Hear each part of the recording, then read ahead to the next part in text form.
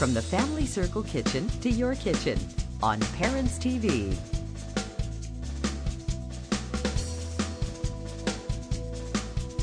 We've got a great recipe for you today, one you're definitely going to want to try. I'm Julie O'Clair in the Family Circle Test Kitchen with Senior Food Editor Julie Miltenberger. How are you? I'm doing well, thanks. Thanks for having us over.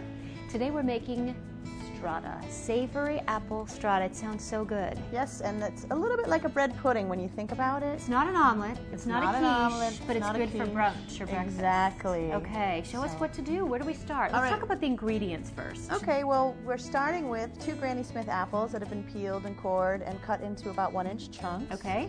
And then this is 8 ounces of turkey kielbasa that I've just sliced in half and cut into half moons. And 1 medium onion that's been peeled and chopped. Okay, we're going to start at medium-high heat, and we're going to pop that into a 10-inch skillet, non-stick, with no oil in it, just because there's enough moisture in the apples to make everything mix together. And we're going to cook that for about 5 minutes over medium heat. So just lower the temperature a little bit. Stir it around a little? Yeah, just so that it's evenly, spaced in the pan. You don't have to stir it continuously. Okay. It just is going to kind of soften the onion, let loose some of the moisture from the apples, and make the kielbasa just a little warm. All right, so this takes how long? About 5 minutes. What should we do while we wait? Why don't we go check out some knives and talk about the ones you need for your kitchen? Let's go. Okay. So you really need to have the right knives in your kitchen to cook properly. Yeah, it'll make you much more efficient, and you're not going to be, kind of tearing things instead of slicing it. We start with a chef's knife, and they're it's a variety of lengths from 8 to 10 inches, and it's great for chopping and slicing and dicing. Okay. Okay.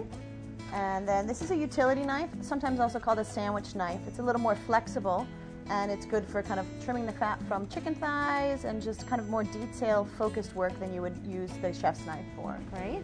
Then we've also got a bread knife here, and this one is offset, so when you're slicing, you don't bump your knuckles on the surface when you get down to the bottom. Very smart. Yeah.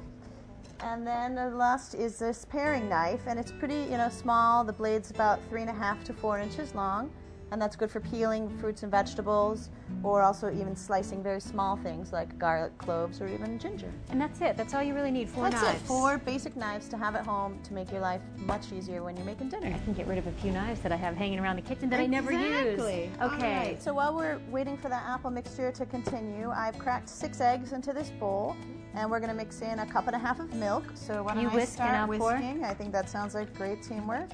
And then we're going to also mix in 2 tablespoons of honey mustard, which is there, and you can use that spoon to get it out. Okay. Okay. And then we've got a 1/2 teaspoon of dried sage and a 1/4 teaspoon of black pepper, and those can just both come in here. Now, the fact that you use turkey, does that cut down in the fat a little bit, make it a little healthier? Definitely, which is nice, to balance it out with some of the cheese that we're going to add in, of course. Oh, of course. Everything is. Of course. All right. So we're going to let this cool slightly. This is a 12-ounce loaf of Italian bread. You could also use French bread if you wanted. Do you want it to be day old, or does it matter? No, it's fine, same day. And I just cut it into 1-inch cubes. You can spoon that into here.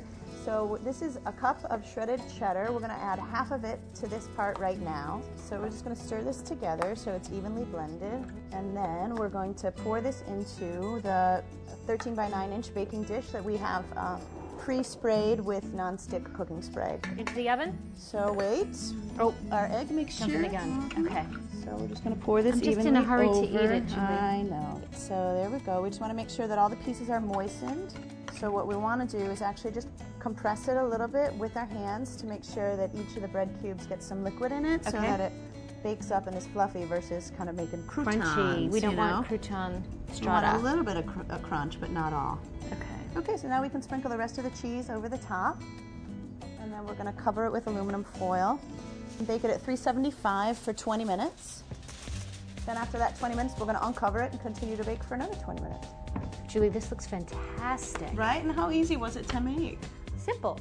There we go. Yum. So you can see the apples and the kielbasa in there, and the bread and the cheese. I need some apple. But delicious. You're right, it is like a bread pudding. Julie, that is fantastic. Good. What a great fall dish. Next time you have brunch. This is what you should make.